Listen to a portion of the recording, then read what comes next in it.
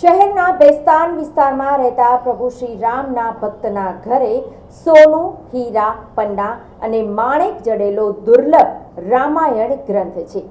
550 પાનાનો આ રામાયણ ગ્રંથમાં 222 તોલા સોનાની શાહીથી રામાયણની ચોપાઈ લખાઈ છે. તેમાં 10 કિલો ચાંદી, 4000 હીરાની સાથે માણેક અને પન્ના જેવા રત્નો પણ છે અને કવર 5-5 કિલો ચાંદીમાંથી બનાવાયું છે. આ સોનાની રામાયણના રામનવમીએ ભક્તોને દર્શન કરાવાય છે. બાકીના દિવસોમાં બેંકના લોકરમાં રાખવામાં આવે છે. 43 વર્ષ પહેલા આ ગ્રંથ લખાયો હતો.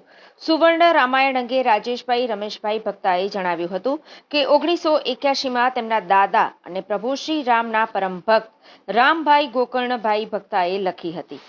રામભાઈ વિશેષ પુષ્ય નક્ષત્રમાં ગ્રંથ લખ્યો હતો. રામાયણ લખવામાં કુલ 9 મહિના અને 9 કલાકનો સમય થયો હતો. આ લખવામાં 12 લોકોએ સહકાર આપ્યો હતો.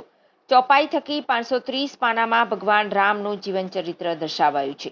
આ રામાયણમાં 5 કરોડ વાર શ્રી રામ નામ લખવામાં આવ્યું છે. સાથે જ અક્ષરોને ચમકાવવા માટે હીરાનો પ્રયોગ પણ કરાયો છે.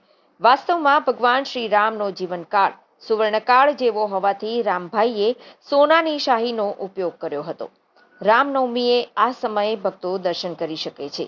રામનવમીએ બેસ્તાનના લુહાર ફળિયા શિવ મંદિર પાસે રામકુંજ નિવાસસ્થાને સવારે 8 થી સાંજે 7 વાગ્યા સુધી ભક્તો સુવર્ણ રામાયણના દર્શન કરી શકશે. રાજેશભાઈએ જણાવ્યું કે રામભાઈએ રામાયણ લખવા માટે ખાસ જર્મનીથી કાગળ મંગાવ્યા હતા. જર્મનીના આ કાગળની વિશેષતા એ હતી કે તે સફેદ હોવા છતાં હાથ અડાડવાથી ડાઘ લાગતા નથી અને પાણીથી ધોવા છતાં પાનાને કોઈ અસર થતી નથી. વર્ષમાં એકવાર દર્શન માટે રામાયણને લોકરમાંથી બહાર લવાય છે.